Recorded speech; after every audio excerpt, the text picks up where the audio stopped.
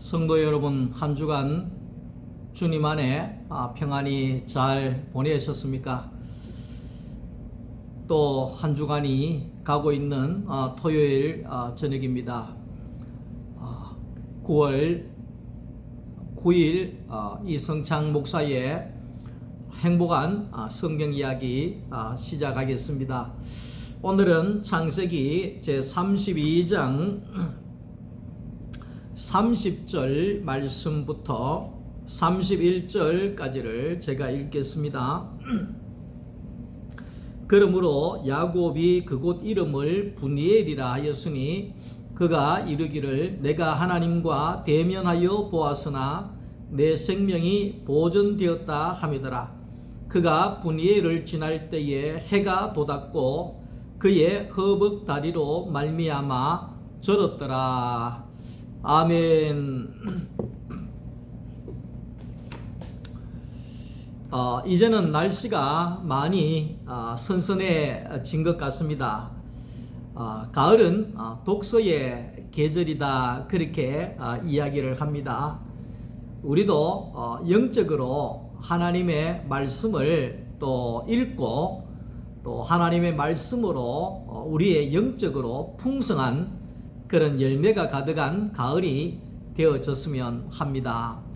오늘은 창세기 32장에 있는 이 말씀을 가지고 하나님과 대면하여 살아난 야곱에 대하여서 함께 말씀을 나누고자 합니다. 과거에 뉴스를 볼 때 그런 뉴스가 한번 나왔습니다. 어떤 사람이 길을 가다가 갑자기 놀라서 막 도망을 갑니다. 막 달려갑니다. 그러다가 어딘가에 떨어져서 그 사람이 죽은 그런 뉴스가 한번 나오게 되었습니다. 그 사람이 왜 갑자기 길을 가다가 갑자기 그런 돌발 행동을 했을까 이렇게 봤는데 알고 보니까 경찰차를 그가 발견하고 난 다음에 그렇게 당황스럽게 도망을 가다가 사고를 당했다, 이런 것을 본 적이 있습니다. 왜냐하면 자기가 뭔가 죄가 있기 때문에 항상 불안과 두려움에 살고 있는데 경찰이 아무 말도 하지 않고 그냥 경찰차가 저 앞에서 지나갈 뿐인데 지레 겁을 먹고 도망을 가다가 사고가 나서 안타까운 죽음에 이른 내용들이지요. 오늘은 이 야곱이 똑같은 그런 행동을 한 내용이 오늘 창세기 32장의 말씀입니다. 이 야곱이 죄가 많았죠. 죄가 많다고 하는 것은 하나님 앞에서도 죄가 있었지만 사람 앞에서도 죄가 많았습니다. 야곱은 첫째로 형 에서를 속였습니다. 그게 죄잖아요. 그리고 아버지 이삭을 속였습니다. 그것도 죄잖아요. 그리고 나아가서 외삼촌 라반도 속였습니다. 그것도 죄잖아요. 나아가서는 하나님도 속였던 죄를 범한 자가 바로 야곱이었다는 겁니다. 그러니까 야곱의 인생은 항상 불안하고 항상 두려울 수밖에 없는 상태에 있었다는 겁니다.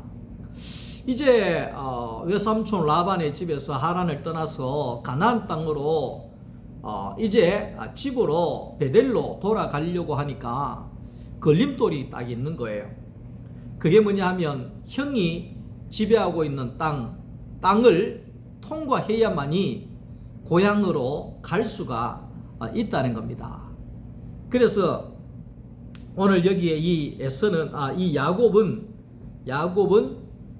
형이 에서가 400명의 군사를 데리고 내려오고 있다, 이 소식을 듣는 순간에 눈이 깜깜하고 가슴이 답답하고 어찌할 바를 몰라서 불안하고 두려워하고 그렇게 떨고 있는 모습이 바로 오늘 창세기 32장이라는 것입니다.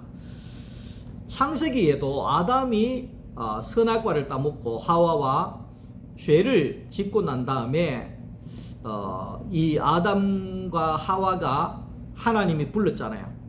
아담아 네가 어딨냐 이랬더니만 제가 두려워서 나무 뒤에 숨어 있습니다. 그렇게 이야기를 했지 않습니까? 그러니까 죄를 지으면 사람이 두려워지게 되는 것입니다. 두려워지게 되는 것입니다.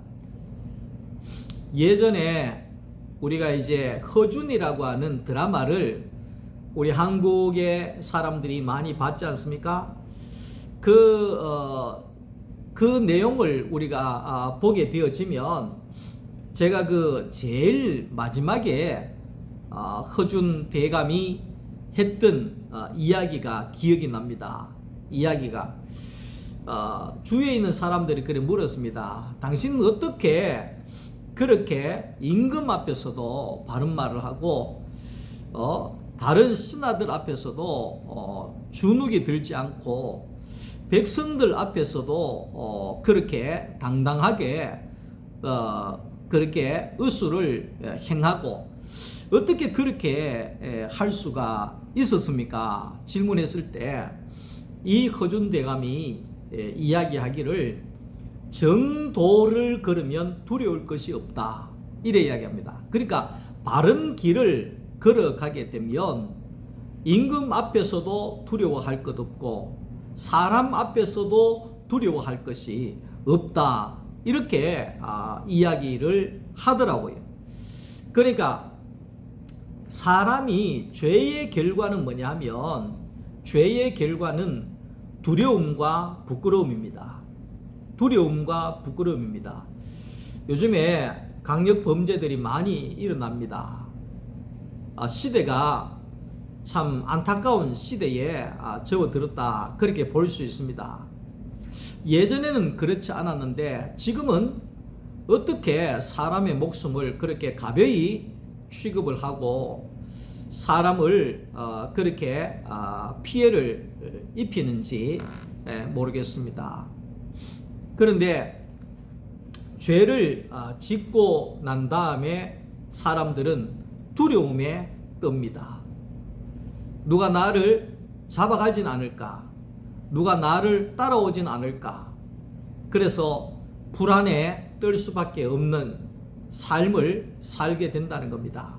그러니까 죄를 짓게 되면 쉽게 이야기하면 다리를 뻗고 잠을 잘 수가 없다 이 말이죠. 그리고 죄의 결과는 부끄러움입니다. 지금 강력 범죄를 지은 사람들에 대해서 얼굴을 공개해야 되느냐 말아야 되느냐, 그러니까 죄를 지은 사람들은 무조건 모자를 뒤집어 쓰고 마스크를 뒤집어 쓰고 얼굴을 노출하지 않기 위해서, 왜냐하면 부끄러우니까. 그러니까 죄의 결과는 두려움과 부끄러움이지요. 그러니까 하나님이 없는 인생은 두렵습니다. 하나님이 없는 인생은 항상 두려워서 숨기 바쁘고 부끄러워서 가리기가 바쁜 것이 하나님이 없는 인생이다 이렇게 볼 수가 있습니다. 그러니까 이제 이 야곱도 마찬가지입니다. 결과적으로 보면 형이 400명의 사람들을 데리고 야곱을 맞이하러 온 것은 야곱을 죽이려고 온 것이 아니라 동생이 온다 그러길래 그렇게 동생을 만나서 인사하기 위해서 내려오고 있는데, 야곱은 내가 형한테 죄를 지었기 때문에 형이 나를 죽이겠구나 이렇게 해서 이 야곱이 야복 강가에서 엄청난 불안과 공포에 떨고 있었다 하는 것을 우리가 발견할 수가 있는 겁니다. 그래서 이 야곱이 야복강에서 기도를 하는 내용이 오늘 내용이지요. 야곱은 하나님께 상황이기 때문에 기도합니다. 우리도 마찬가지입니다. 뭐 바쁘지 않을 때, 그렇게 이 위기에 봉착하지 않을 때는 기도하지 않지만, 위기가 오게 되고 문제가 터지게 되면 그때부터 기도하려고 하는 사람들이 많이 있지 않습니까? 야곱도 그랬다는 겁니다. 야곱도. 자, 그런데 이 야곱이 하나님 앞에 기도는 하는데 그 기도가 하나님과 타협하는 기도였다. 하나님을 설득하는 기도였다. 자기의 주장대로 해달라는 그런 기도였다. 이렇게 볼 수가 있습니다. 후안 까를로프 오르띠즈라고 하는 그 목사님이 쓴 책을 우리가 보게 되면, 기도에 대한 책을 보게 되면, 우리의 기도는, 우리가 드리는 기도는 하나님 나라의 휴지통으로 들어간다. 이렇게 이야기를 하고 있습니다. 우리가 하나님께 드리는 이 기도는 하나님 나라 그 휴지통으로 다 들어가는 기도가 대부분이다. 이렇게 그 목사님이 표현을 하고 있습니다. 그 왜냐 그 말이죠. 그 이유가 뭐냐? 오늘 야곱을 보면 우리가 알 수가 있습니다. 야곱은 하나님 앞에 기도하면서도 하나님과 타협하려고 하는 겁니다. 하나님, 내가 이거 할 테니까 이거 해주세요. 이게 타협이지요. 그리고 하나님을 설득하려고 하는 겁니다. 하나님, 내가 돌아가면 내가 이거 뭐 잘 할 테니까 이 위기를 이기게 해 주시기를 바랍니다. 하나님이 뭐 해줘야 안 되겠습니까? 뭐 이런 식으로 하나님을 설득하기를 시작했다는 겁니다. 그리고 어떻게 보면 또 야곱이 하나님 앞에 협박을 합니다. 하나님 만약에 내 기도 안 들어주면 나는 여기 죽을 수도 있습니다. 응? 나는 뭐 그냥 여기 강에 그냥 막 빠져 죽을랍니다. 뭐 이렇게 하나님을 협박하는 그런 기도도 야곱이 한다는 겁니다. 그리고 야곱은 무조건 때를 씁니다. 하나님, 이거 해 주세요. 이거 저거 해 주세요. 무조건 하나님 앞에 때를 쓰는 그런 기도를 이 야곱이 한다는 겁니다. 이런 기도는 참 하나님 나라의 그 쓰레기통에 들어갈 수밖에 없는 기도다. 후안 까를로프 오르띠즈 목사님이 그렇게 이야기를 한 거죠. 우리의 기도도 한번 들여다보면 우리가 그런 기도를 많이 하지 않습니까? 좀 위험성이 있는 기도가 작정 기도죠. 내가 10일 작정해서 기도합니다. 이렇게 작정해놓고 기도를 달려드는 사람들은 참으로 위험한 행동입니다. 작정해놓고 작정 안에 들어달라는 겁니다. 그 작정 안에 하나님이 기도 안 들어주면 교회를 안 다니든지 뭐 예수 안 믿든지 내가 무슨 조치를 취하겠습니다. 이런 위협적인 것이 들어있을 수가 있는 거지요.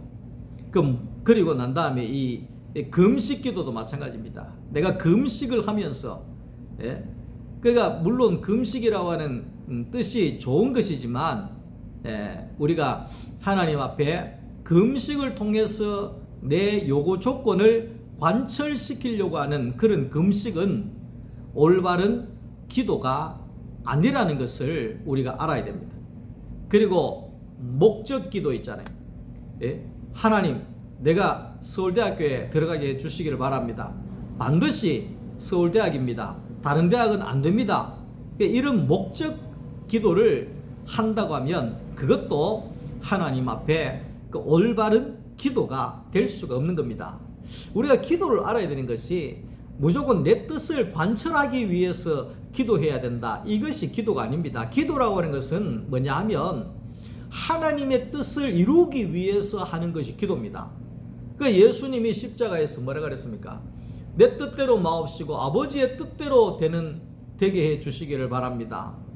이것이 진정한 기도라는 겁니다. 근데 우리의 대부분의 기도는 아버지의 뜻은 뒤에고 무조건 내 뜻대로 기도하는 겁니다. 그러면 이방인의 기도일 수밖에 없습니다. 그러면 803 갓바위에 그 빌고 있는 그 기도나 작정 기도하는 것이나 똑같다는 것을 우리가 알아야 됩니다. 우리의 기도는 달라야 합니다. 하나님의 뜻이 무엇입니까? 예? 하나님의 뜻이 무엇입니까? 하나님의 뜻대로 되어지기를 원합니다. 내 뜻대로 하지 마옵시고 하나님의 뜻이 이루어지기를 원합니다. 이것이 진정한 기도라는 겁니다. 때를 쓰거나 타협하거나 무슨 작정을 하거나 목적을 가지고 달려들거나 이런 것은 갓난 아이들이 하는 행동이라는 겁니다. 그러니까 우리 어른의 신앙은 때를 쓰는 그런 기도가 아니라는 겁니다. 하나님 협박하는 그런 기도가 아니라는 겁니다. 우리의 기도는 뭡니까? 아버지의 뜻이 이루어지기를 원합니다. 이것이 돼야 되는 거죠. 이 야곱은 기도를 해도 그랬고 살아가는 삶도 야곱은 뭘로 살았느냐 하니까 자기 꾀로 살았다 했습니다. 자기 꾀로 살았다. 저는 그 머리가 그렇게 썩 좋지 않습니다. 썩 좋지 않는데 머리를 많이 쓰는 사람이 있습니다. 콩나물 하나 팔아도 머리를 많이 쓰는 사람이 있습니다. 그런데 이제 내 머리를 가지고 살면 얼마나 힘이 들겠습니까? 저는 그런 생각해 봅니다. 야, 내가 내 꾀로 살았다 그러면 아마도 내 머리가 터졌을 것이다 이런 생각이 듭니다. 왜? 머리가 잘 안 돌아가기 때문에 안 돌아가는 걸 쓰다 보면 터지든지 뭐 과부하 걸리든지 문제가 일어나지 않겠습니까? 그런데 이제 저는 제 머리가 그렇기 때문에 내 머리로 사는 것이 아니라 하나님의 뜻대로 살아야 되겠구나. 다시 말하면 하나님의 은혜로 살아야 되겠구나. 하나님이 이끄시는 대로 살아야 되겠구나. 그러면 내가 머리가 깨질 필요가 없고 뚜껑 열릴 필요가 없고 하나님이 은혜 아래 하나님이 은혜 주시는 대로 하나님이 이끄시는 대로 그렇게 살면 골치도 안 아프고 내 힘을 쓸 필요 없이 살 수가 있는 거잖아요. 근데 이 야곱은 자기 꾀로 사는데도 잘 된 사람입니다. 잘 된 사람입니다. 형도 속였지요. 아버지도 속였죠. 외삼촌도 속였지요. 심지어 하나님도 속인 거예요. 하나님 이래 하겠습니다 해놓고 뭐 안 하는 거예요. 하나님 올라가겠습니다 안 올라가는 거예요. 그러니 뭐 승승장구를 한 거예요. 왜냐하면 자기 꾀로 남을 속여서 승승장구를 한 거예요. 그러니까 그 마음 한가운데는 항상 두려움과 무서움이 불안함이 가득하게 된 것이지요. 자, 그런 이 야곱이 그렇게 자기 꾀로 살았는데 형 에서가 내려오는 상황에서는 아무리 꾀를 써도 방법이 없다는 거예요. 아무리 꾀를 써도 하란으로 외삼촌 집으로 돌아가려고 해도 외삼촌하고 싸워 나왔죠. 앞으로 나가려고 해도 자기가 죄를 지은 형이 군사를 400명이나 이끌고 내려오고 있죠. 그런다고 해가지고 이 많은 사람들 데리고 온 재산 다 가지고 나왔는데 이 광야에서 내가 산다는 것은 도적대한테 죽기 마련이죠. 그러니까 길이 없는 거예요. 방법이 없는 거예요. 아무리 생각해도 방법이 없는 거예요. 그래서 머리에 머리를 쓴 거죠. 머리에 머리를 쓴 것은 뭐냐 하면 예? 제일 앞에 종들, 짐승들하고 종들 보내고, 그 다음에 그 뒤에 또 레아를 자식들과 함께 보내고, 또 그 뒤에 라헬과 자식들을 보내고, 자기는 강을 건너지 않고 지켜보고 있는 거예요. 이게 자기 혼자 살려고 마누라도 버리고 자식도 버리고, 예? 모든 걸 버리고 자기만 혼자 살려고 지금 고르고 있는 것이 야곱입니다. 아주 간사한 사람이죠. 그 야곱이라고 하는 것이 간사하다 그런 뜻이거든요. 아주 꾀가 많은 사람이에요. 예? 여기 붙었다가 저기 붙었다가, 예? 정말 그런 사람이 야곱인 거지요. 예? 야곱인 거지요. 그런데 그날 저녁에, 예? 어떤 사람이 와서 야곱을 이끕니다. 그랬을 때 야곱이 그 어떤 사람과 씨름을 하기 시작했다. 그래서 씨름을 하기 시작했다. 예. 다시 말하면 밤새도록 두 사람이 씨름을 했다는 겁니다. 씨름을 했다는 겁니다. 그러니까 이 야곱은 자기가 강하다고 생각한 거예요. 자기가 이때까지 꾀를 부려서 안 된 게 없다는 거예요. 다른 어떤 사람하고 싸워서 진 사람이 없다는 거예요. 그래서 야곱은 그 야복강에서 어떤 사람과 밤새도록 씨름을 했다는 것입니다. 근데 이 사람이 야곱의 환도뼈를 쳐버립니다. 아무리 씨름을 해도 안 되니까 환도뼈를 쳐버렸습니다. 그러니까 환도뼈가 부서져 버렸습니다. 그러니까 야곱이 뼈가 부서지면서 그 자리에 주저앉아 버렸습니다. 씨름은 끝이 났습니다. 그런데 씨름이 끝이 났는데 야곱이 생각을 해보니까, 야, 이 사람 놓쳐가지고는 내가 진짜 죽겠구나. 이 사람은 힘이 있고 능력이 있는 사람인데 내가 이 사람한테 붙어야 살겠구나. 그 순간에 그 머리가 돌아가서 붙잡고 늘어집니다. 나로 내가 가겠다. 나로 가게 해달라. 그러니까 당신이 나를 축복하지 않으면 나는 안 보냅니다. 죽든지 살든지 나는 무조건 당신 붙잡고 늘어집니다. 이래가지고 붙잡고 늘어지는 거예요. 근데 이제 이 야곱이 지금까지는 내 마음대로 다 됐잖아요. 내 마음대로 다 됐잖아요.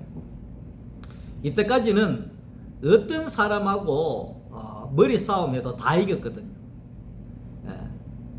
지금까지는 어떤 사람을 만나도 자기가 다 이겨 먹었거든요.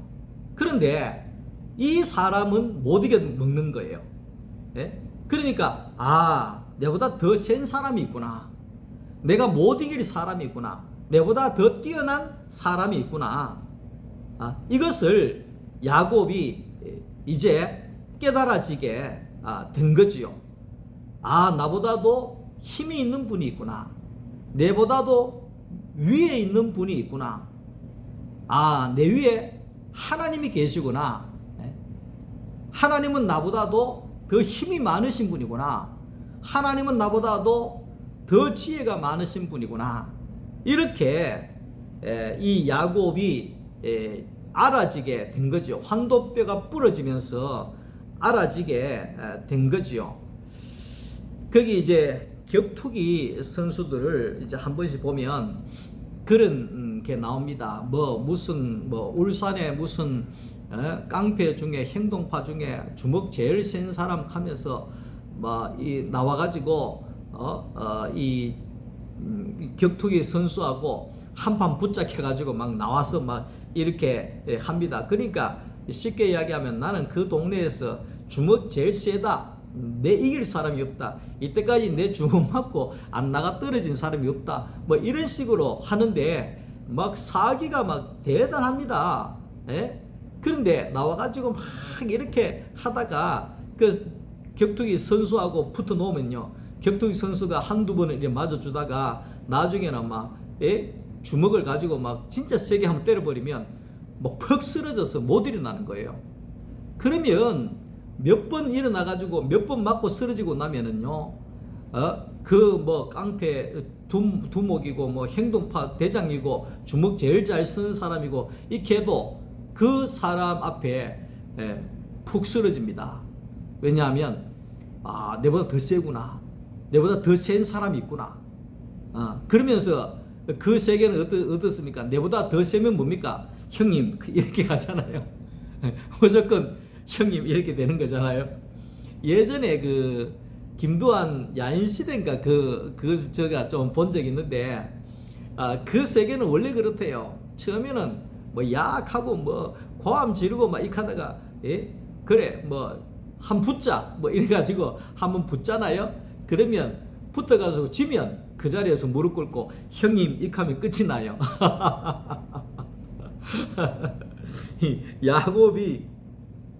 야곱이 지금 그랬다는 겁니다.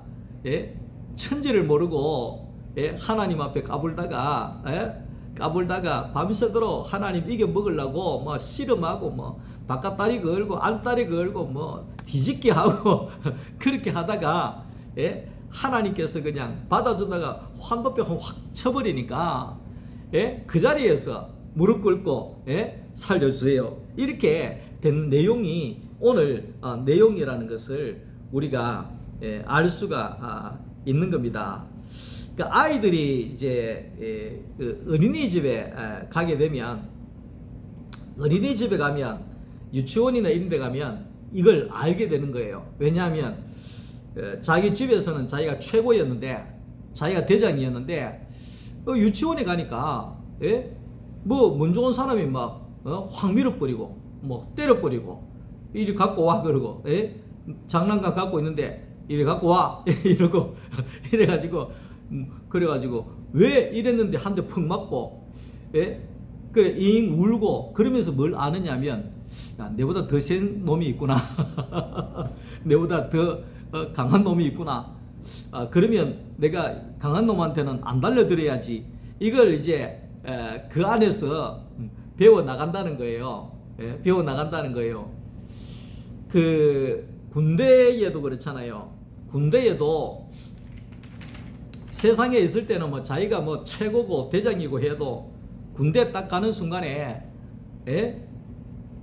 밥그릇 수가 딸리면 거기에 예전에는 뭐 야단 났죠. 뭐 하루 땡볕이 무섭다고 하루 먼저 들어온 사람은 밑에 들어가는 사람한테 막 선배 노릇하고 막 그러잖아요. 군대가. 근데 이제 그런 세계 안에서도 내보다 위에 있는 거구나. 이걸 빨리 인정을 해야만이 내가 살 수 있지. 그걸 인정 안 하고 자꾸 달려들다 보면 자칫 잘못하면 죽을 수도 있는 거고 힘들어질 수도 있는 겁니다. 사회생활을 잘하는 사람은 내 위에 있는 사람에게 내가 거기에 꺾이는 겁니다. 내 위에 있는 사람들한테 자꾸 달려들다 보면 여기 터지고 저기 터지고 그래 하다 보면 직장 생활도 힘들어지고 어려워지게 된다는 것을 알 수가 있는 겁니다. 짐승들은요 기가 막히게 자기보다 센 거 압니다.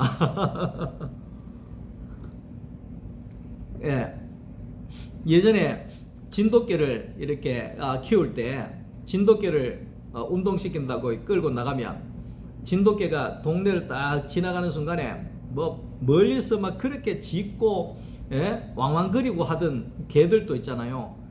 그 현장에 딱 가면 눈 딱 한번 보는 순간에 잉 하면서 바로 꼬리 내려버립니다. 왜? 자기보다 더 세 보이거든.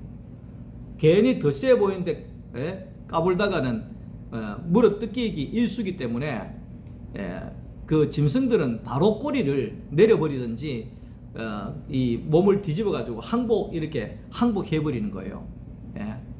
그러니까 야곱도 지금 상황이 그랬다는 것을 알 수가 있는 겁니다.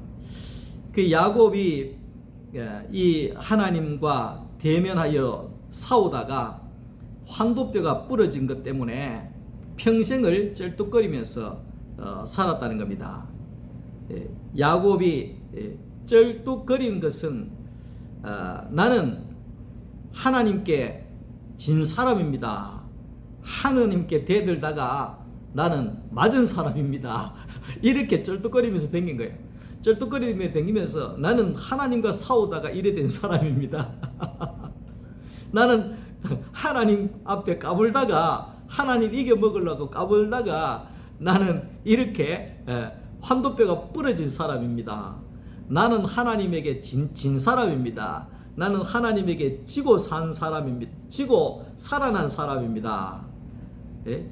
나는 내 꾀 가지고 살다가 험악한 세월을 보낸 사람입니다. 이렇게 야곱은 평생을 그렇게 살았다는 겁니다. 그러면서 나는 하나님을 대면하였고 하나님과 씨름한 사람인데 그래도 나는 하나님의 은혜로 살아난 사람입니다. 이렇게 야곱이 자기의 그 쩔뚝거림을 통해서 연약함을 통해서 하나님을 드러내는 그런 사람으로 살게 되어졌다 하는 것을 말하고 있습니다. 하나님은 우리가 경험하는 거지 하나님을 지식으로 아는 것은 아니라는 걸 알아야 됩니다. 아무리 성경 공부하자, 아무리 성경 공부하고 아무리 제자 공부하고 훈련하고 아무리 해도 하나님이 경험되어지지 않으면 하나님을 모르는 것입니다. 제가 그 신학대학교 4년,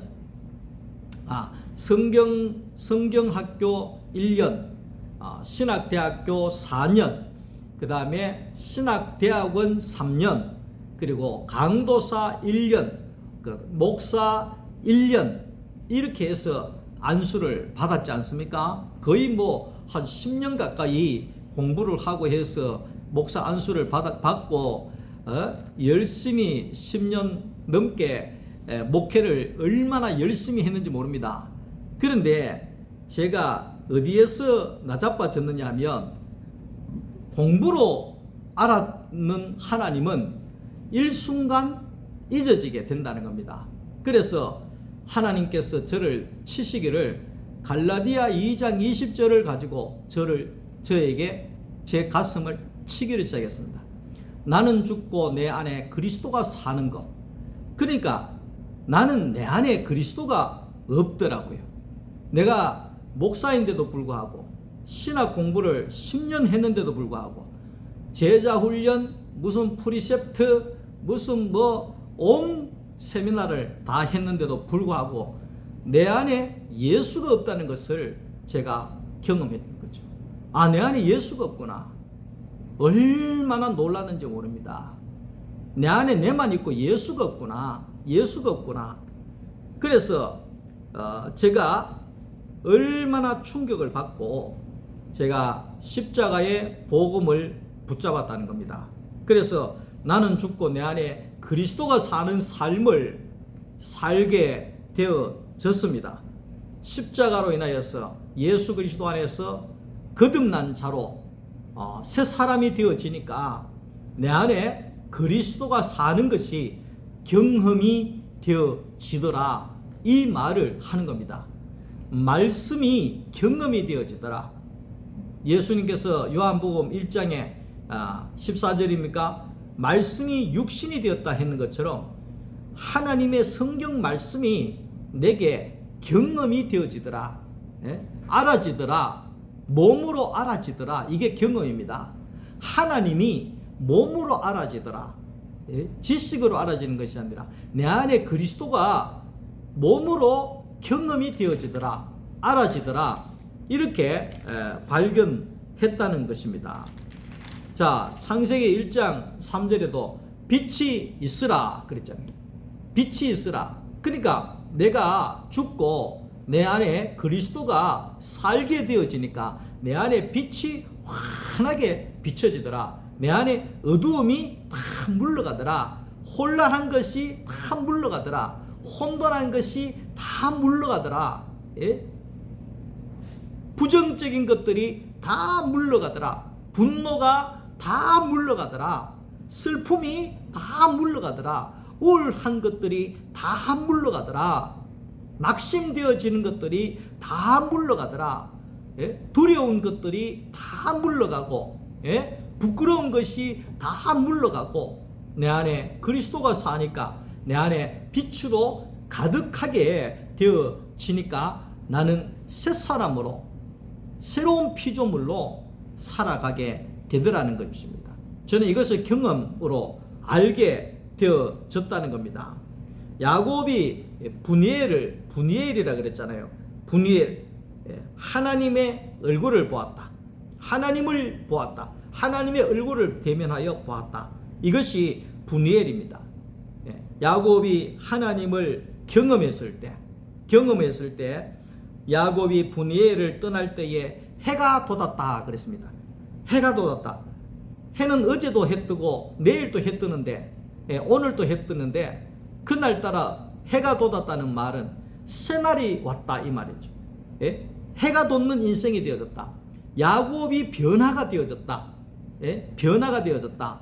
그러니까 야곱이 이스라엘이 되어지고 보니까 날마다 해가 뜨는 인생이 되고, 날마다 새로운 날이 되고, 날마다 은혜가 넘치는 사람이 되더라 이 말을 하는 겁니다. 자, 그래서 복음은 환경이 바뀌어지는 것이 아닙니다. 복음은 문제가 없는 것이 아닙니다. 만사형통 아닙니다. 문제가 없는 것이 아닙니다. 복음은 내가 바뀌는 겁니다. 야곱에서 이스라엘로 내가 바뀌어지게 되어지면 날마다 해가 뜨는 인생이 되어진다 하는 겁니다. 날마다 해가 돋는 인생이 되어진다는 겁니다. 오늘 우리가 야곱에서 이스라엘이 되어져서 날마다 해가 돋는 복음의 사람, 해가 돋는 인생이 되어질 수 있기를 주님의 이름으로 축원합니다. 감사합니다. 오늘 저녁에도 주님 안에 평안한 밤 되시기를 바랍니다. 감사합니다.